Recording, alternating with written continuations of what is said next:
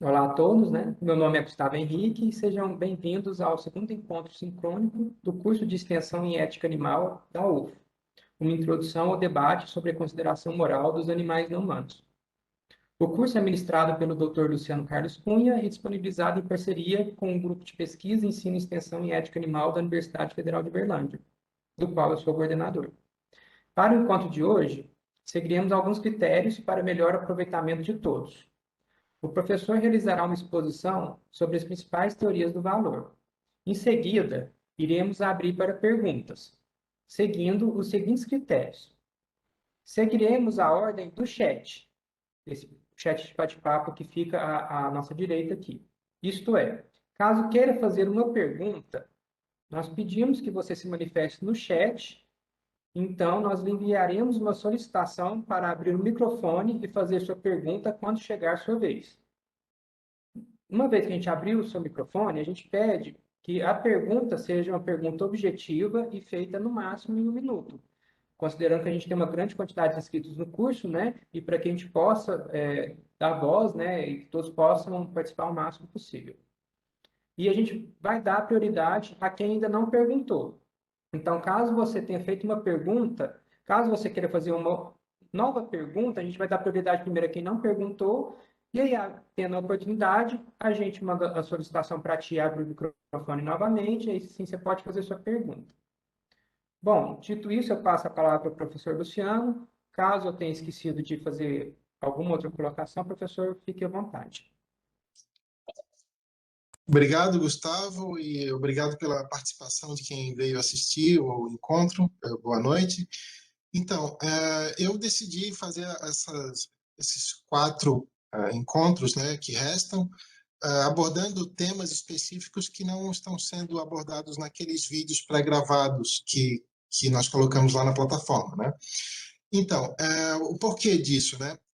Os assuntos que a gente vai abordar aqui, que são sobre teorias do valor, teorias éticas e teorias da ciência, eles não são essenciais para entender aquelas aulas naqueles vídeos, mas ajudam bastante não só a entender os assuntos daqueles vídeos, mas para pensar questões éticas em geral. Então, e como eu vi que pelas perguntas do encontro passado que as principais dúvidas, em geral, são sobre teorias do valor e sobre teorias éticas e também sobre critérios para se determinar quando um ser é senciente ou não. Então, eu decidi dividir assim. Hoje a gente vai falar sobre teorias do valor. Nas 2 próximas, a gente vai ver sobre teorias éticas e qual é a relação delas com a questão dos animais não humanos. E na última, a gente vai fazer sobre teorias da ciência. Tá?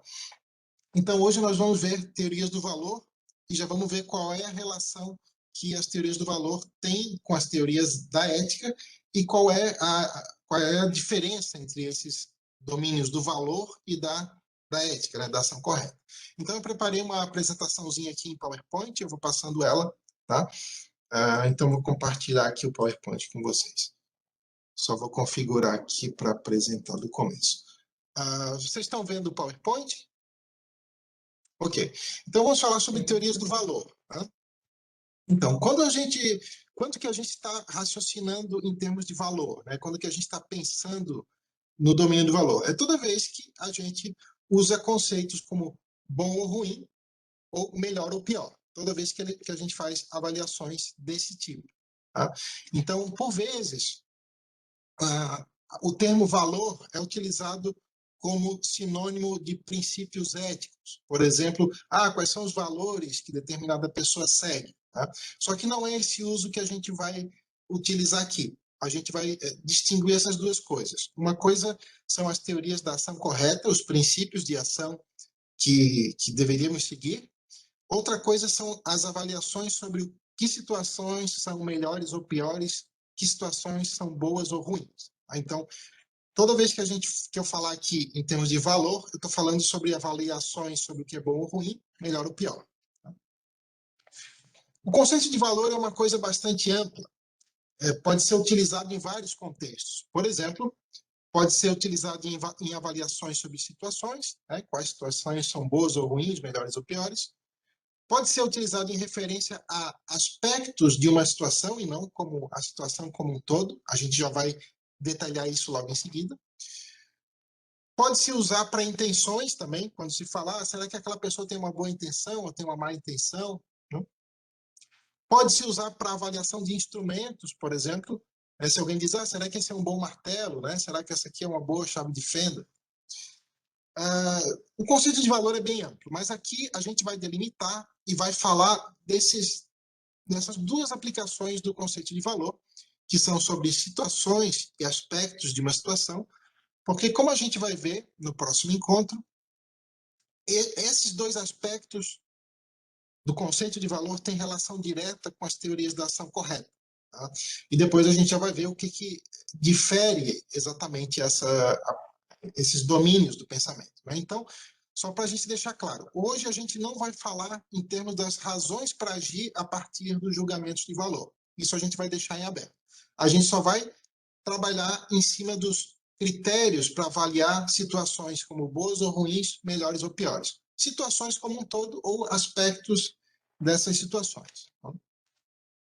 Então, antes da gente começar, eu vou enfatizar aqui que tem dois tipos de nomenclaturas que são utilizados no debate em teorias do valor. Tá?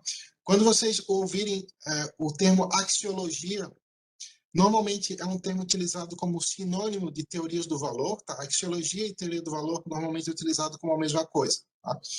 Dentro das teorias do valor, né, dentro do debate sobre axiologia, tem dois tipos de nomenclatura que significam a mesma coisa, só que utilizam termos diferentes. Só para a gente não cair em nenhuma confusão aqui, então seria o seguinte, por vezes se diferencia assim, valor para aquilo que é positivo, para aquilo que é bom, se usa o termo valor.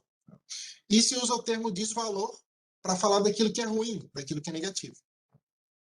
E, por vezes, se utiliza, então, quem utiliza o termo valor e desvalor, normalmente utiliza a ideia de neutro em termos de valor para situações ou aspectos de situações que não são nem bons nem ruins. O valor deles é igual a zero. São neutros em termos de valor. Tem outros autores que utilizam outros termos para dizer a mesma coisa. Por exemplo, utilizam essa nomenclatura aqui. No lugar de falar de valor e desvalor, falam de valor positivo ou valor negativo. É a mesma coisa. Tá? Ou seja, valor positivo diz respeito ao que é bom, né? E valor negativo diz respeito àquilo que é ruim. É a mesma coisa. Valor negativo, então, aqui seria a mesma coisa que desvalor. Tá? E valor positivo é a mesma coisa que valor. E quando em vez de falar neutro em termos de valor, esses autores falam do valor neutro. Tá? Mas é a mesma coisa. Tá? Então, aqui a gente vai usar isso como sinônimos. Tá? Ok.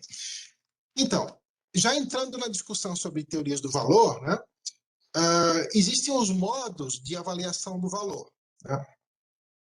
Então, a avaliação do tipo bom ou ruim, quando a gente está avaliando, será que essa situação aqui ela é boa ou ela é ruim? Ela tem um único modo. É bom ou é ruim. Ponto. Vamos comparar com outro tipo de domínio do valor, onde tem dois modos de avaliação, que é o conceito de melhor ou pior. Melhor ou pior, em português a gente não tem uma palavra só para se referir a esses dois modos, mas em inglês tem, que é o seguinte, a avaliação melhor ou pior pode ser em termos de melhor ou pior do que, por exemplo, você dizer essa situação é melhor do que a outra, ou pode ser em termos de melhor ou pior de todas. Por exemplo, quando se diz que, dado um conjunto de situações, essa aqui é a melhor de todas, ou essa aqui é a pior de todas. Em inglês, quando fala melhor ou pior do que, se usa o termo better, né, para melhor, e o worse para pior. E quando se fala em melhor ou pior de todas, se fala, né, the best ou the worst, né, melhor de todas ou a pior de todas. The best, né, quando tem aquelas coletâneas de músicas de um artista, né, a coletânea as melhores, né, as melhores da carreira do artista. Então, só recapitulando, né, bom ou ruim tem um modo só. E melhor ou pior vai ter esses dois modos. Melhor ou pior do que, quando se compara duas situações, tá? Ou melhor ou pior de todas, quando se compara um conjunto de situações. Tá? Ok, vamos a alguns exemplos. Vamos supor que eu estou usando os mesmos símbolos aqui que se usam em matemática, do maior do que, né? E aqui eu estou usando para melhor do que, porque eu não achei um símbolo específico para melhor do que, né? Mas então, vamos supor que a gente tenha 3 situações, tá? E da melhor para pior, a gente tem a A é melhor do que a B e a B é melhor do que a C, tá? Então, a gente diria o seguinte: a B é melhor do que a C, mas ela não é a melhor de todas. Nesse caso aqui, a melhor é a A, né? A mesma coisa, a B ela é pior do que a A, né? Só que não é a pior de todas. Nesse conjunto aqui, a C é a pior. Acho que está claro, né? Essa diferença entre melhor do que, melhor ou pior do que, ou melhor ou pior de todas. Essa distinção ela é bem importante para nos lembrar do seguinte: você mostrar que uma situação é melhor do que outra não garante que ela seja a melhor das situações disponíveis que você tem para escolher, tá? Isso vai ter bastante peso quando a gente discutir semana que vem as teorias consequencialistas. Mas não só nas teorias consequencialistas, na ética em geral. Ok. Então, recapitulando isso que eu falei, né? Uma situação ser melhor do que outra, ou mesmo... isso já é outra coisa, desculpa, é outro lembrete. Ó. Uma situação ser melhor do que outra, ou mesmo ela ser a melhor de todas, não vai garantir que ela seja positiva. Isso é uma coisa que parece estranha à primeira vista, mas com um exemplo já é fácil de perceber como que isso pode ser assim. Por exemplo, vamos supor que a gente tem 3 situações, A, B e C, e todas elas são negativas, tá? E vamos supor que a gente conseguisse avaliar o quão negativas são cada uma, né? Então, a é menos 1, a B é pior do que a é menos 2, né? E a C é a pior das 3, que é menos 3. Então, B é melhor do que a C, né? Só que ela também é negativa. E mesmo a A, que é a melhor de todas, ainda é negativa, tá? Então, o que é importante a gente lembrar disso é que a avaliação, bom ou ruim, nos diz se uma situação é positiva ou negativa. Mas uma avaliação do tipo melhor ou pior, seja melhor do que ou melhor de todas, não vai dar essa informação. Da mesma maneira, por exemplo, que uma situação ser a melhor de todas não diz que necessariamente ela é positiva, uma situação ser a pior de todas pode ser que ainda assim ela seja positiva. Vamos ver um exemplo. Agora, a gente tem 3 situações boas, né? E a gente consegue avaliar, por exemplo, que a A, o valor dela é mais 3, né? Segundo uma medida arbitrária qualquer. A B é mais 2 e a C é mais 1. Né? Então, todas elas são positivas. Né? A B é pior do que a A, mas ainda assim ela é positiva. E a C é a pior das 3, né? Mas ainda assim é positiva também. Tá? Então, importante, né? O que eu quero enfatizar com isso? Que a avaliação do tipo boa ou ruim nos indica se uma situação é positiva ou negativa. E avaliações do tipo melhor ou pior do que, ou melhor ou pior de todas, não nos vão dar essa informação. Tá? Então, por exemplo, do fato de eu concluir que uma situação é a pior de todas aquelas que eu estou avaliando, pode ser que ainda assim ela seja positiva. E pode ser que a melhor de todas as situações daquela que a gente está avaliando ainda seja negativa. Isso é um ponto importante a se reparar. Por exemplo, uma situação poderia ser a melhor de todas aquelas que a gente está avaliando e ainda seria possível melhorar em muito ela. Pode ser que ela seja muito ruim. Tá? Ok. Outra distinção importante, tá? Antes de eu continuar com nesse próximo passo aqui, só para levar em conta que estamos, então, avaliando valor de situações. Tá? Isso é diferente, por exemplo, de outra coisa que por vezes se usa o termo valor, mas isso é um pouco equivocado, que é quando a gente fala de consideração moral. Eu não vou falar aqui de consideração moral, porque lá naqueles vídeos pré-gravados quase todos já falam de consideração moral, né? Mas consideração moral é aquela ideia de a gente se preocupar com o bem de certo indivíduo. Aí a consideração moral direta é a ideia de a gente se preocupar com o bem de outro alguém, por preocupação direta com o bem desse indivíduo e não por preocupação indireta com outra coisa. Por vezes, algumas pessoas, em vez de utilizar o termo consideração moral direta, usam o termo valor intrínseco. Tá? Eu vou falar do termo valor intrínseco aqui, valor em si, mas aqui é outra coisa. Tá? Então, vamos separar isso. Né? Quando a gente falar de o grau de consideração que a gente deve a alguém, se a gente deve considerar o bem de alguém ou não, em que grau, a gente está falando de consideração moral direta ou indireta. Tá? Quando a gente falar de valor aqui, seja valor em si ou valor instrumental, a gente está avaliando situações. Tá? São duas questões diferentes. Aqui, hoje, a gente vai se preocupar só com a avaliação de tipos de situações. Tá? Que situações podem ser boas ou ruins, melhores ou piores.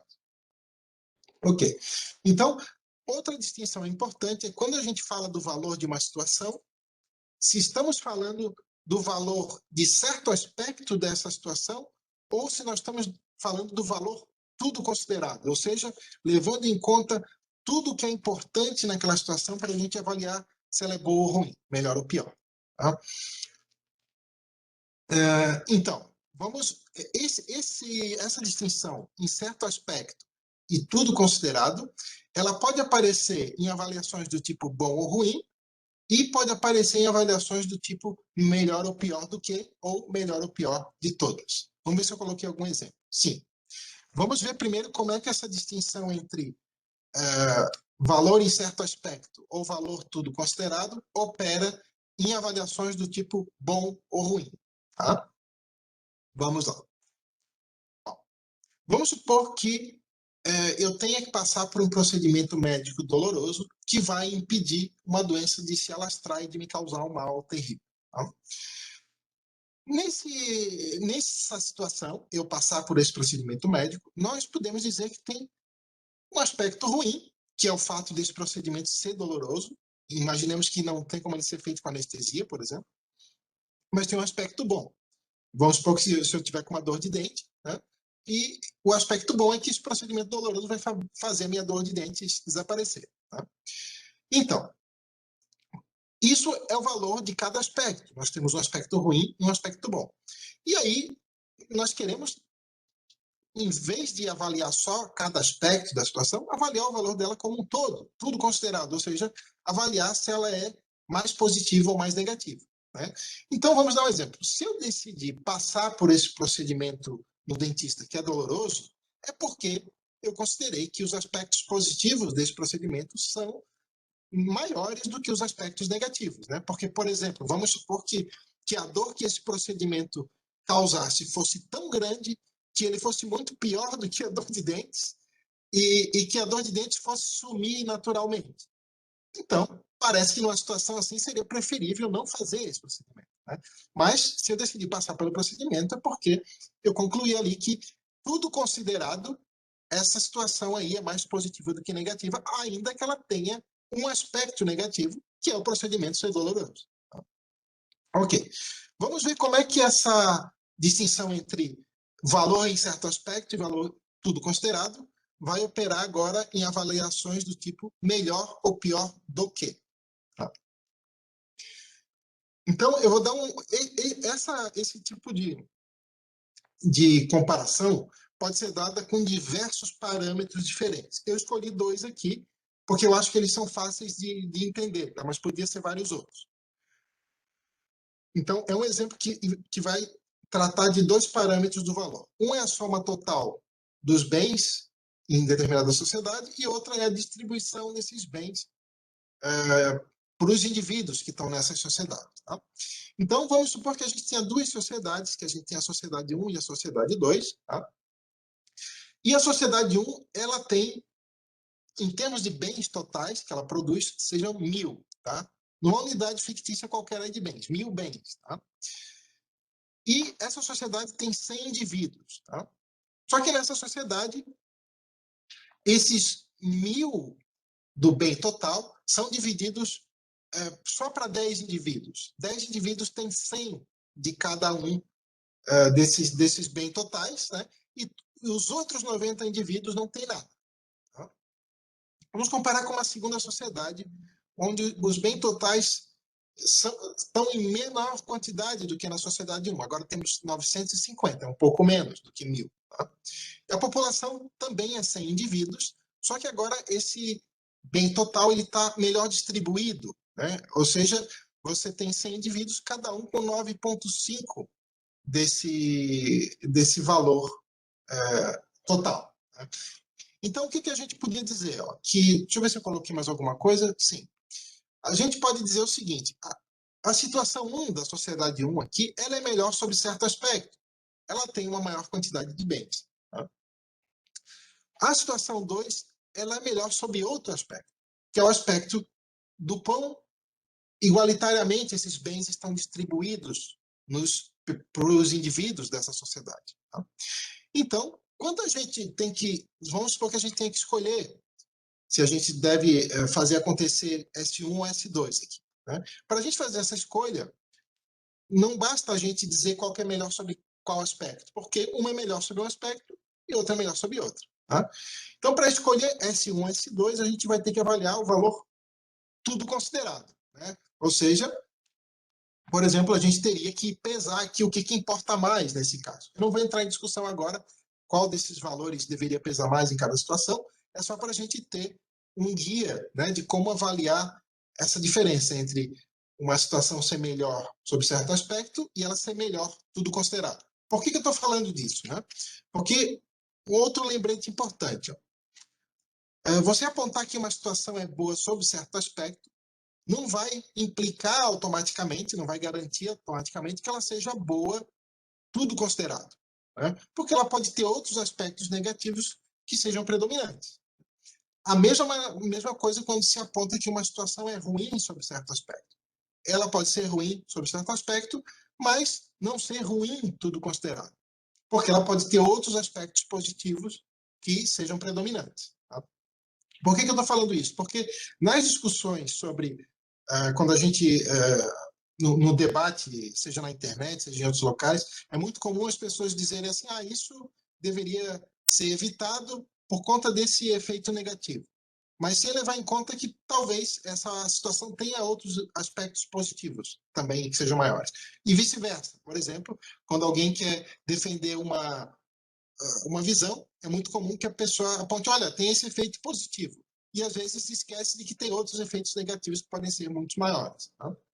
Então, essa é a diferença de o valor de uma situação em certo aspecto e tudo considerado em avaliações do tipo melhor do que. Tá? Então, lembrando, né, é possível que uma situação seja melhor, tudo considerado, e seja pior em certo aspecto do que outra. Tá? E é possível que uma situação seja pior, tudo considerado, mas seja melhor do que outra em certo aspecto. Tá? Ok. Então, esse último exemplo, onde a gente mostrou ali que uma situação é melhor sob o aspecto da soma total dos bens a serem distribuídos, e outra situação era melhor sob o aspecto da distribuição desses bens, a gente está entrando já na discussão sobre comensurabilidade. Tá? O que é a discussão sobre comensurabilidade? É quando a gente tem dois aspectos distintos de o valor de uma situação e a gente precisa pesar qual deles a gente vai priorizar como para determinar se uma situação é melhor ou pior, tudo considerado. Tá? Então, novamente, né, quando uma situação é melhor sob certo aspecto e outra é melhor sob outro, que critérios a gente poderia utilizar para determinar qual delas é melhor, tudo considerado? Tá? Só para enfatizar, hoje eu não vou, a gente não vai assim entrar na discussão assim de como avaliar qual das várias teorias do valor é a melhor, porque isso é muito complicado mesmo e o objetivo aqui é só dar uma introdução às várias teorias do valor. Né? Depois posso indicar alguma bibliografia se for o caso. Ok, vamos lá. Então, vou dar um exemplo de comensurabilidade com outros dois aspectos. Lembram que eu tinha dito que poderia ser com outros aspectos? Eu falei primeiro da soma total dos bens versus distribuição desses bens. Vou falar agora de outros dois parâmetros, por exemplo, a intensidade e a duração da dor. Tá? Vamos supor que a gente tem que decidir uma situação assim. O que é menos pior? Uma dor menos intensa por mais tempo ou uma dor mais intensa por menos tempo? Ora, para responder isso, obviamente que vocês diriam, olha, vai depender do quão intensa seria cada dor e do quanto cada uma duraria. Né? Se a gente se faz essa pergunta, então a gente já está raciocinando em termos de comensurabilidade. Por exemplo, a gente perguntaria o quão mais duraria essa dor que não é tão intensa, que é mais branda. E o quão mais intensa seria essa dor que duraria menos. Né? A gente precisaria saber isso para determinar qual dessas duas situações a gente escolheria. né? Então, por exemplo, tem exemplos nos dois extremos dos lados, né? Por exemplo, parece que uma dor muito forte por 1 milionésimo de segundo é preferível do que uma picadinha de mosquito por 50 anos, o tempo inteiro, né? Por outro lado, parece que uma dor terrível por 10 minutos é pior do que uma dor muito leve, sei lá, por 2 horas, né? Então, a gente vai ter que se basear nesses extremos para tentar raciocinar sobre onde que estaria o ponto de comensurabilidade ali no meio desses dois extremos, né? Não é algo fácil de fazer, mas é algo que a gente faz intuitivamente em quase todas as nossas decisões do dia a dia, né? E mesmo sem essa precisão que a gente gostaria, é algo que tem a tendência de ter uma maior probabilidade de ter melhores resultados do que se a gente não se preocupa em fazer essa avaliação. Tá? Então, vamos passar para outra distinção, que agora é entre outro conceito muito importante na teoria do valor, é um dos mais básicos, né? Que é entre valor em si e valor instrumental. Tá? O que eu vou chamar aqui de valor em si, em muitos autores vai aparecer como valor intrínseco ou como valor inerente. Mas tem autores que fazem diferença entre valor intrínseco e valor inerente. Por essa razão, eu não vou entrar nessa discussão aqui, vou falar apenas de valor em si e também de valor instrumental. Tá? O que é a ideia de algo ser bom ou ruim em si? Tá? Algo é bom em si se ele próprio já é bom, sem precisar ser uma ponte para alcançar outras coisas boas. E algo é ruim em si sem precisar, se ele próprio já é ruim, sem precisar ser ponte para alcançar outras coisas ruins. Por exemplo, vamos supor que alguém me pergunte, Luciano, onde é que você está indo? Eu vou atravessar a rua. Mas por quê? É porque eu quero ir na farmácia. Por que você quer ir na farmácia? Porque eu quero comprar um remédio. Por que você quer comprar um remédio? Porque eu estou com dor de cabeça. Por que você quer acabar com a sua dor de cabeça? Porque o sofrimento é ruim, ponto final. Se alguém perguntar para mim, mas por que você busca acabar com uma coisa ruim? Mas é porque sim. Então, isso que é a ideia de algo ruim em si. É quando você diz assim, é porque sim, é porque isso já é ruim. Todas as outras coisas que eu falei, atravessar a rua, ir na farmácia, pedir um remédio, parece que elas tinham um valor instrumental, né? Não parece que, por exemplo, atravessar a rua é bom ou ruim em si. Depende do que vai acontecer, né? Atravessando a rua, né? Mas o sofrimento parece ser um exemplo muito claro de que algo que ele próprio já é ruim. Não precisa ser ponte para outra coisa ruim para ser ruim. A mesma coisa, inversamente, a felicidade, né? A felicidade parece que é uma coisa que ela própria já é boa, né? em si. Por exemplo, faz sentido a gente perguntar assim, por que tu quer comprar uma caneca que tem um desenho de um cachorro? Eu posso dar vários motivos, porque eu gosto desse desenho, porque ele me lembra, sei lá, um desenho que eu vi na infância, etc. Mas se alguém perguntar, por que tu quer ser feliz? Bom, é porque a felicidade é boa, né? Parece que é um exemplo claro. Em contraste, existem outras coisas que parece que elas têm só valor instrumental, que em si mesmas elas não são boas nem ruins.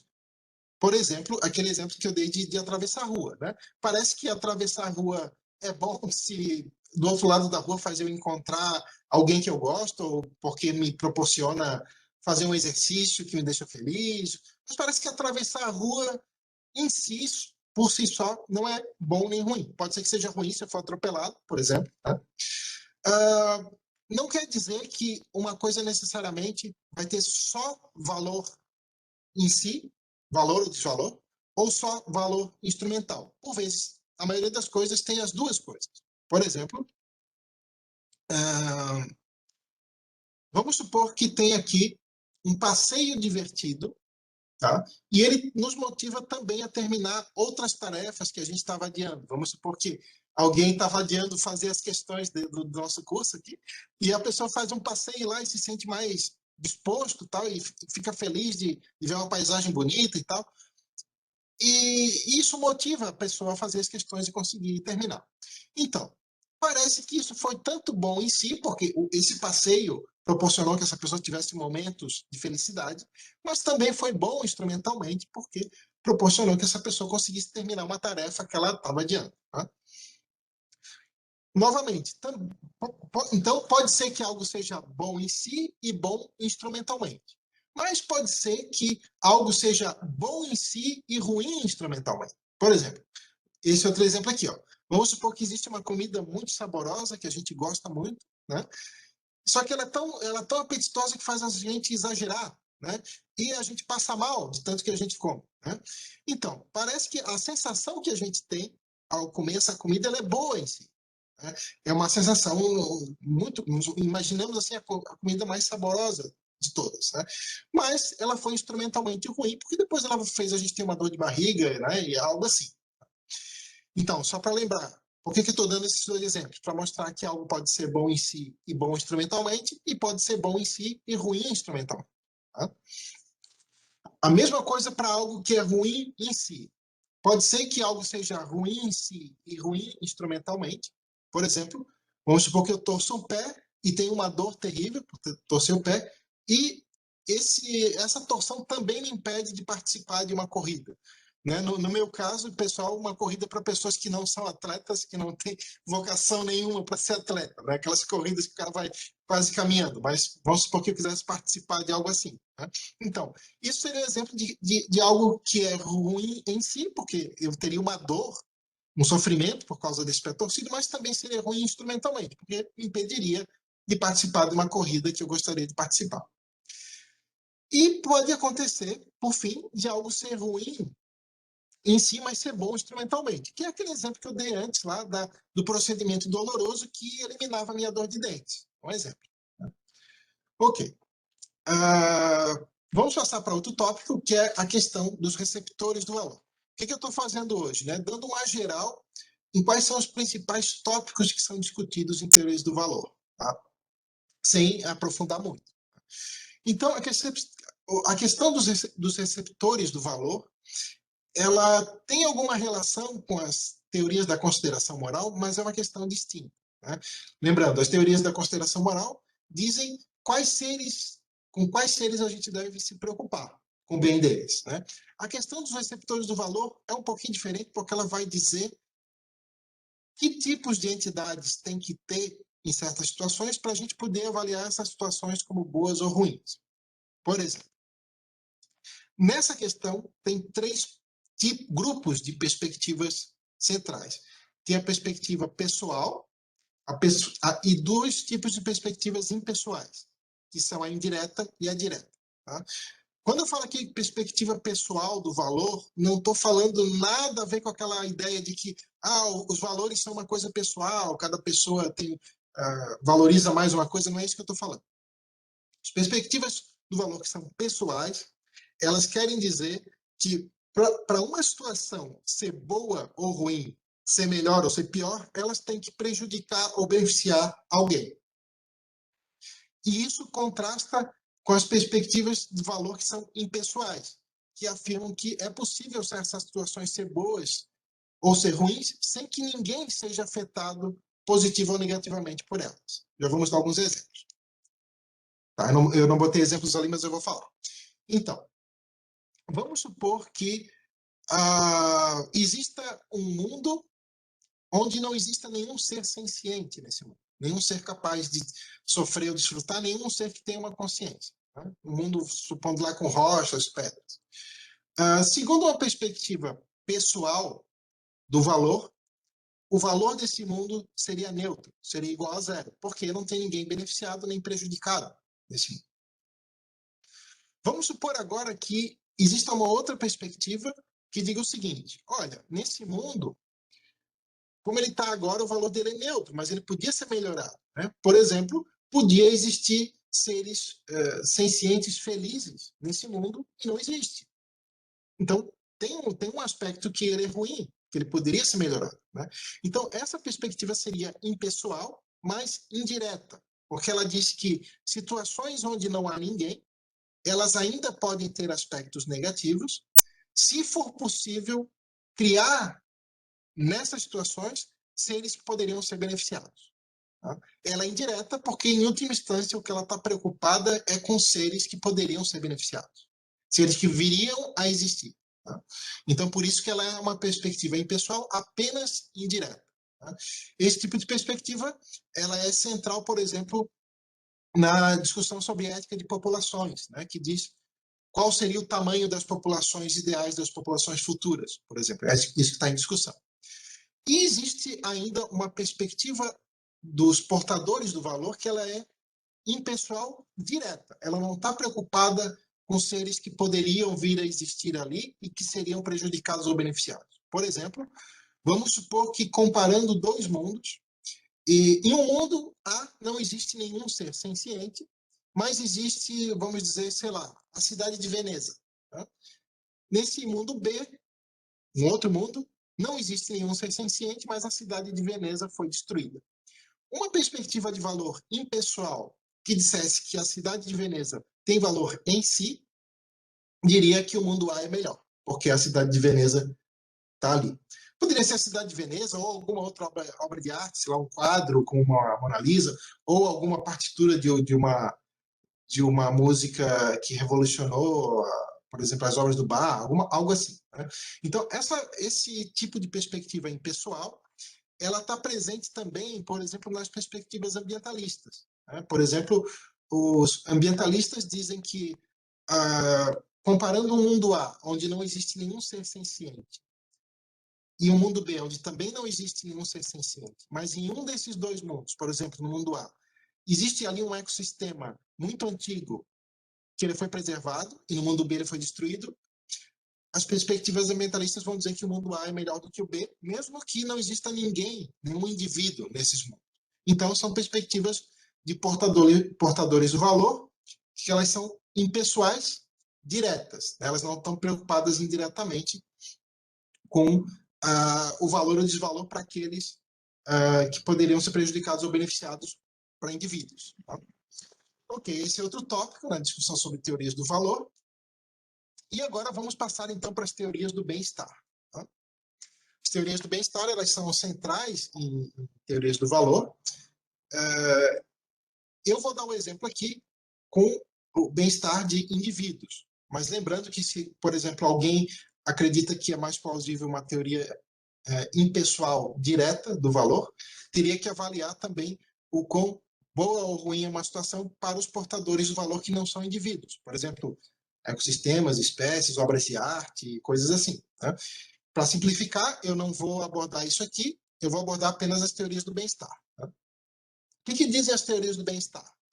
Bom, só para deixar bem claro aqui, tá? Teorias do bem-estar dizem sob quais condições o indivíduo é prejudicado ou beneficiado, em quais situações ele está melhor ou pior, que coisas são boas ou ruins em si para os indivíduos. É diferente de, por exemplo, quando se fala, em alguns autores em ética animal usam o termo bem-estarista para se referir a uma posição em ética que defende, por exemplo, que a exploração animal está justificada desde que o sofrimento animal seja diminuído. Isso não tem nada a ver com posições bem-estaristas. Tá? São só avaliações sobre quais situações o indivíduo está bem ou mal, está pior ou melhor. Tá? Por exemplo, as visões em ética animal que são abolicionistas também precisam se basear numa teoria do bem-estar para dizer quando que os animais são prejudicados ou beneficiados. Tá? Então, todo mundo, independentemente de qual visão quanto à ética animal adote, assimila um tipo de teoria do bem-estar. Eu vou falar aqui das três principais, mas tem muito mais. Tá? Vou falar das três correntes principais. Uma delas é o preferencialismo. Tá? O que diz o preferencialismo? Diz que o que é bom em si, tá? Lembra que a gente fez a distinção entre o que é bom em si e o que é ruim em si? Tá? Para o preferencialismo, o que é bom em si é a satisfação de preferências. Preferências são entendidas como, nessa teoria, como estados mentais na forma de desejos. Tá? Tanto que o preferencialismo também é conhecido como teoria baseada em desejos. Né? E o que é ruim em si, para o preferencialismo, é a frustração dessas preferências. Tá?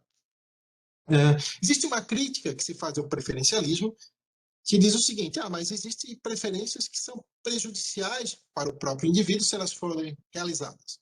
Por exemplo, vamos supor que uma criança tem o desejo tem a preferência por botar um saco plástico na cabeça, porque ela não sabe que ela vai morrer se ela botar. Tá? Então, parece que, nesse caso, realizar essa preferência é prejudicial para essa criança. E aí, como fica? Né? Bom, tem duas respostas possíveis que um preferencialista poderia dar.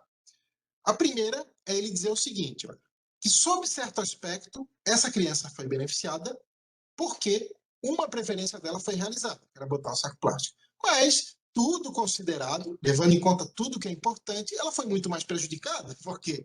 Porque, como ela vai morrer, né, isso vai impedir que ela satisfaça toda e qualquer outra preferência que ela teria ao longo da vida. Então, um tipo de resposta que um preferencialista poderia dar para defender que o preferencialismo é, sim, uma teoria plausível do bem-estar, apesar dessa crítica.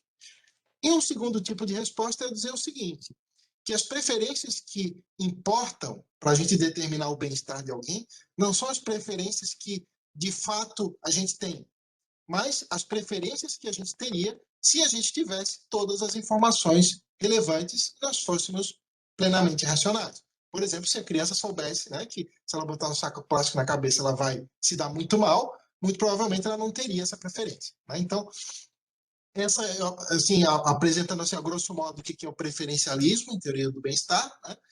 E qual é a principal crítica e como que se responde a essa crítica. Vamos ver um segundo tipo de teoria, que ela vem sendo conhecida como experiencialismo.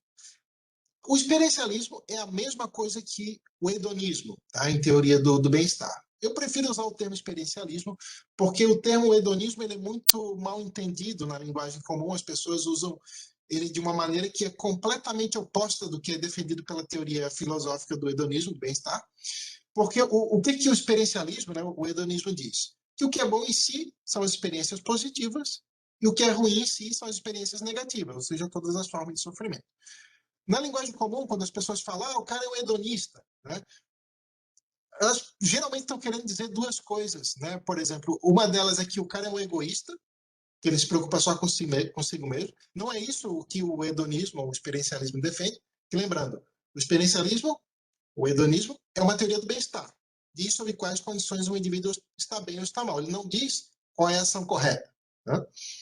E outras vezes as pessoas chamam de hedonismo aquela ideia de que o cara não pensa em longo prazo. Ele quer aproveitar ao máximo o presente e depois se dá muito mal em longo prazo. Mas também não é isso o que o hedonismo diz, porque o hedonismo diz que se o que é bom em si são as experiências positivas, então o indivíduo está bem quando ele tem o máximo de experiências positivas. E para isso precisa levar em conta o longo prazo. Tá? Então por isso que eu estou chamando aqui de experiencialismo, que é o termo mais usado atualmente em teoria do valor, mas é a mesma coisa que o hedonismo. Né? Mas só para deixar claro, para a gente não entender errado, né, o que o hedonismo diz. Então, segundo o experiencialismo, existem duas maneiras de alguém ser prejudicado. Tá? Uma é pela presença de experiências negativas, né, o sofrimento, dor, qualquer experiência negativa. E outra é pelo impedimento de experiências positivas. Né? Então, por exemplo, se alguém morre e teria condições de ter experiências positivas se continuasse vivo, esse alguém seria prejudicado, segundo o experiencialismo, independentemente de ter uma preferência por continuar vivo ou não. Diferentemente do que defenderia certas versões do preferencialismo, que a gente viu primeiro, por exemplo. E segundo o experiencialismo, existem duas maneiras básicas de alguém ser beneficiado. Uma é pela presença de experiências positivas e outra é pelo impedimento de experiências negativas. Então, um exemplo do primeiro caso é qualquer tipo de prazer ou de felicidade. Tá? Desde que isso, é claro, não vá fazer ele ter mais experiências negativas em longo prazo. Tá? Porque sempre levando em conta a maximização em longo prazo na vida daquele indivíduo. E segundo o exemplo do segundo caso é, por exemplo, se acontece algo que impede alguém de ter experiências negativas. Por exemplo, se a gente é vacinado contra uma doença. Né? Seria uma maneira de beneficiar alguém. Um terceiro grupo de teorias do bem-estar são as teorias de lista objetiva. Tá? Segundo essas teorias, o que é bom em si são os itens da lista. Tá?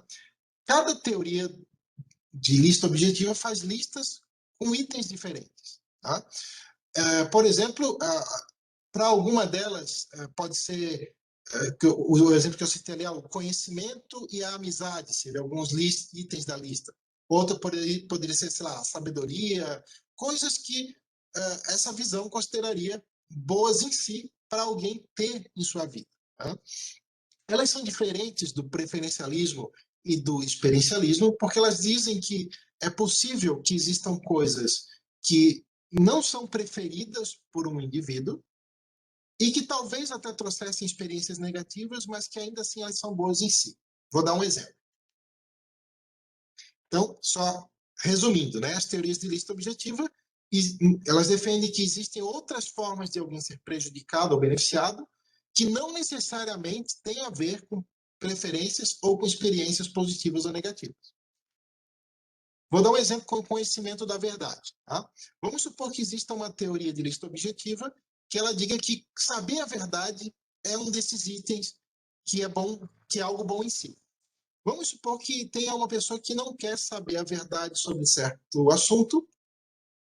Vamos supor que, sei lá, alguém que ela gostava muito morreu. Tá?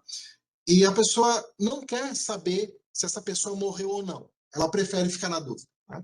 E vamos supor que se ela descobrisse que a pessoa que ela estima muito morreu. E ela sofreria muito com isso. Então, ou seja, ela tem a preferência por não saber a verdade e ela sofreria se ela não soubesse a verdade, se ela soubesse a verdade. Né? Então, segundo o preferencialismo, ela seria prejudicada se ela soubesse a verdade, segundo o experiencialismo também. Mas se houvesse uma teoria de lista objetiva que dissesse que conhecer a verdade é algo bom em si, ela diria que, sob certo aspecto, ela seria beneficiada se soubesse a verdade, que é o próprio conhecimento da verdade. É claro, não significa que necessariamente essa teoria de lista objetiva diria que o melhor é ela saber a verdade, o melhor tudo considerado. Isso teria que ser pesado em relação a saber se o sofrimento que ela teria, que tamanho que seria, se a preferência dela por não saber a verdade é forte ou é fraca, ou seja, cairíamos de novo naquela questão da comensurabilidade. Por quê? O que acontece nas teorias de lista objetiva não é que elas dizem, elas negam que a felicidade seja boa em si, ou que a satisfação de preferência seja boa em si, ou que elas negam que o sofrimento seja ruim em si. Não. O debate em teorias do bem-estar é se, para além da felicidade, existem outras coisas boas em si, e se, para além do sofrimento, existem outras coisas ruins em si. Mas todas as teorias do bem-estar, que são plausivelmente discutidas na teoria do valor contemporânea, elas aceitam que o experiencialismo é uma parte da verdade sobre o bem-estar. O debate é se, para além do experiencialismo, haveriam outras coisas importantes a se considerar. E é nesse contexto que surgem, então, as teorias de lista objetiva. Tá? Muito bem. Então, agora, a gente falou do bem-estar individual, né? Sobre quais condições o indivíduo está bem ou mal. Então, agora a gente vai passar para as teorias do valor coletivo, ou seja, como que a gente avalia quais situações são boas ou ruins, melhores ou piores, mas situações que apresentam vários indivíduos, não um só. Tá? Vamos ver. Aqui tem várias correntes, eu separei algumas, tá? Existem teorias monistas, que avaliam a situação apenas a partir de um aspecto, e aí, a partir desse aspecto, determinam o valor tudo considerado dela. E existem teorias pluralistas, que vão avaliar sobre vários aspectos e fazer a comensurabilidade entre eles para determinar o valor tudo considerado. Mas, já que isso é muito complicado para uma apresentação de 2 horas aqui, e tem tempo ainda para a gente conversar, eu separei só os aspectos com os quais várias dessas teorias lidam. Tá? Então, uma dessas visões é a visão que é centrada na maximização da soma. Tá? Vou dar um exemplo aqui. Então, veja, eu estou falando aqui apenas sobre teorias do valor, né? Só para enfatizar, são teorias que avaliam o quão boa ou ruim é uma situação. Alguém vai dizer assim, mas isso que você está mostrando aqui parece utilitarismo. O que acontece é que o utilitarismo é uma teoria da ética. A gente vai ver semana que vem. O utilitarismo é uma teoria da ética que se baseia na teoria do valor, que é centrada na maximização da soma. Mas a maximização da soma pode ser incorporada por outras teorias da ética também. Mas aqui a gente não vai ver ela em termos de teoria ética. A gente vai ver em termos só de avaliação de uma situação do quão boa ou ruim ela é. Então, vamos supor aqui que a gente tem uma situação onde nós temos 4 indivíduos, tá? nós temos a situação S1 e a situação S2. Os indivíduos são A, B, C e D, né? E os números estão dizendo o quão bem ou mal eles estão. E aí eu vou dizer bem ou mal em termos de bem-estar. Seja lá se for em termos de... não vou assumir aqui uma visão ou experiencialista, ou preferencialista, ou de teorias de lista objetiva, seja lá que vocês acharem o mais plausível. Tá? Vamos supor que a gente achou uma teoria do bem-estar que é mais plausível e consegue determinar o quão bem ou mal cada indivíduo está. Claro que na vida real a gente não consegue ter essa precisão de números, mas é só para a gente ilustrar uma comparação aproximada. Então, em S1, a gente tem o indivíduo A com menos 8, B com mais 9, os números negativos são o sofrimento, né? Os positivos é o grau de felicidade. Então, o A tem menos 8, o B está menos 9, o C está menos 12 e o D está mais 3. Né? Então, como é que uma concepção maximizadora da soma faria a avaliação do valor dessa situação? Somaria o sofrimento total, né? Menos 12, menos 8, dá menos 20, e somaria a felicidade total, mais 9, mais 3, mais 12. E faria, então, a soma total do valor de valor. Seria menos 20 mais 12, seria menos 8. Né? Essa situação seria predominantemente negativa, com menos 8. Vamos comparar agora com esse 2. Tem ali os 4 indivíduos, né? O A com menos 2, B com mais 5, C com menos 10, D com mais 3. Tá? Então, o sofrimento total seria menos 12, né? Menos 10, menos 2. A felicidade total, mais 5, mais 3, né? Dá mais 8. E daí, o valor total, segundo essa concepção, dessa situação, seria menos 12 mais 8, né? Que é menos 4. Então, a concepção maximizadora da soma diria que a situação 2 é melhor do que a situação 1, porque o agregado ali é menos 4. Ele tem um desvalor menor do que essa aqui. Ó. Ok, vamos ver uma outra. Existe uma outra concepção, que é a concepção que se baseia não na maximização da soma, mas a maximização da média, que é a soma dividida pela quantidade de indivíduos. Por exemplo, essas situações, a maximização da média e a maximização da soma, elas só vão dar resultados diferentes para situações onde a gente tem quantidades de indivíduos diferentes. Se a gente compara duas situações como essa, que as duas têm 4 indivíduos, o resultado é sempre o mesmo, né? Seria aqui, ó, menos 8, né, dividido por menos 4, né, da menos 2, e aqui o menos 4 por menos 4 dá menos 1. Né? Mas quando tem quantidades de indivíduos diferentes, essas concepções dão respostas diferentes. Por exemplo, vamos supor que a gente tem aqui uma situação 1 com 1000 indivíduos e cada um deles tem mais 2 de felicidade. Tá? Então, nós temos o total do valor, 2.000, né? Está dividido por 1000 indivíduos, então a média é 2, mais 2. Tá? Agora vamos supor uma segunda situação onde a gente tem 100 indivíduos com mais 10 de felicidade, ou seja, eles estão mais felizes do que esses aqui. Tá? Então, no caso, a gente tem uma soma total de 1000, tá? Que é 100 vezes 10, dividido por 100 para fazer a média, né? Que seria a média 10 cada um. Segundo a concepção maximizadora da média, diria que S2 é melhor. Então, geralmente, as concepções maximizadoras da média, elas vão dizer que é melhor que tenha menos indivíduos mais felizes do que ter mais indivíduos com um grau de felicidade menor. Tá? Vamos ver uma terceira concepção. Tem uma outra concepção que é parecida com a concepção maximizadora da soma, mas ela só vai ver os aspectos negativos e vai dizer que uma situação é pior quanto maior for o aspecto negativo.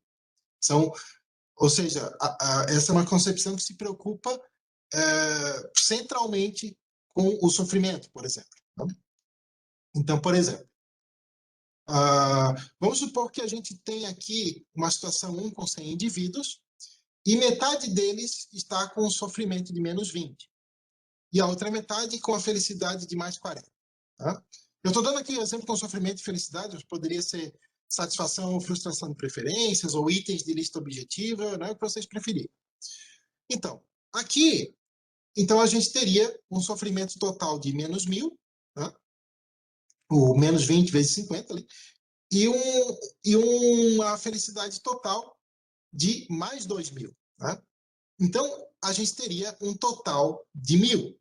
Tá? Se a gente fosse se basear na maximização da soma. Na situação 2, a gente tem metade dos indivíduos com sofrimento de menos 10, ou seja, eles estão sofrendo menos do que os indivíduos na primeira situação, mas também a outra metade tem uma felicidade menor, tem mais 30. Tá? Antes, na outra, eles tinham mais 40. Então, a gente tem um sofrimento total aqui de menos 500, né? Reduziu pela metade. Né? Só que a gente tem uma soma total menor, né? Porque a felicidade total é 1.500. Então, a soma total vai ser... Ah, não, desculpa. O total é igual nas duas situações. Ou seja, se a gente se baseasse numa concepção maximizadora da soma, a gente teria que dizer que ambas as situações aqui são igualmente boas ou igualmente ruins. Né? No caso, positiva seria igualmente boa. Mas uma concepção que se baseasse na agregação negativa diria que essa segunda aqui é melhor, porque o sofrimento total é bem menor. É metade do que tem aqui. Né? Então, essa seria a diferença entre uma concepção que se baseasse na agregação negativa somente e uma concepção que se baseasse na soma total. Até então, a gente viu concepções... Ah, tá, deixa eu dar um outro exemplo. Aqui, ó, a gente tem situações onde o total é igual. Tá? Vamos ver situações onde o total é diferente.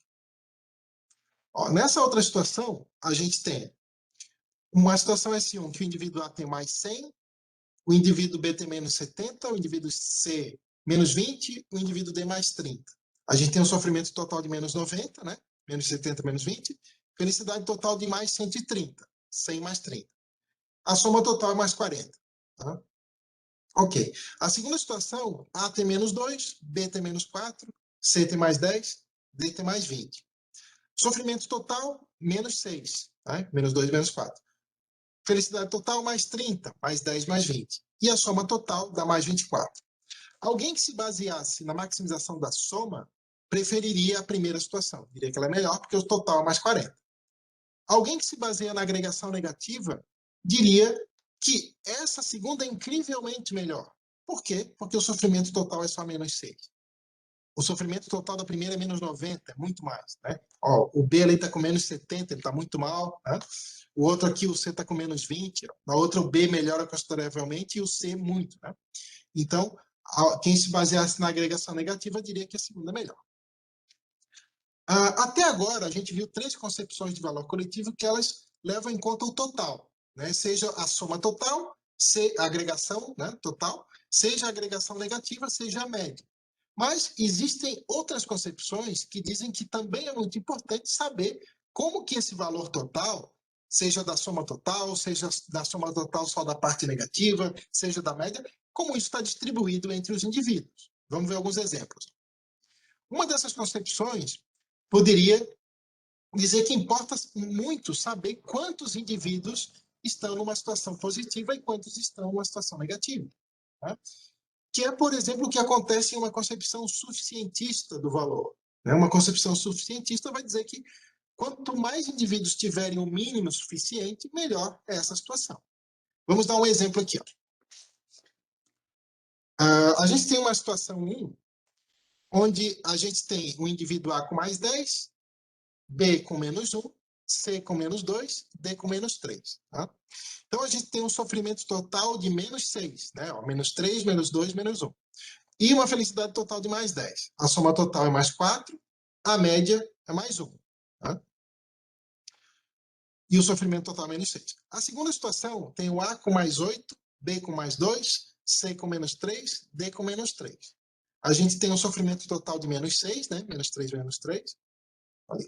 E uma felicidade total de mais 10, ó, mais 8, mais 2. A soma total dá mais 4, né? E a média dá mais 1. Vejamos então, se nos baseássemos na maximização da média, diríamos que ambas as situações são iguais, são igualmente boas. Que a média é mais 1. Se nos baseássemos na maximização da soma, também diríamos que ambas são igualmente boas, porque a soma total é mais 4 em ambas. Se nos baseássemos no agregado total do sofrimento, também diríamos que não temos razões para escolher essa ou aquela, porque o sofrimento total é menos 6 nas duas. Né? Mas parece que tem um aspecto na qual S2 é melhor, diriam os suficientistas. Em S2 tem 2 indivíduos com uma vida positiva. Né? E em S1 só tem 1. né? O B, o C e o D, na primeira, estão mal. Né? E na segunda situação, pelo menos o A e o B também. Então, uma concepção suficientista vai olhar para a quantidade de indivíduos que tem o suficiente. Vamos ver uma prova. Aqui, ó. Isso que eu falei, eu tinha realçado aqui, mas é isso. Né? Então, vamos ver uma outra situação agora, que é diferente. Agora, a gente tem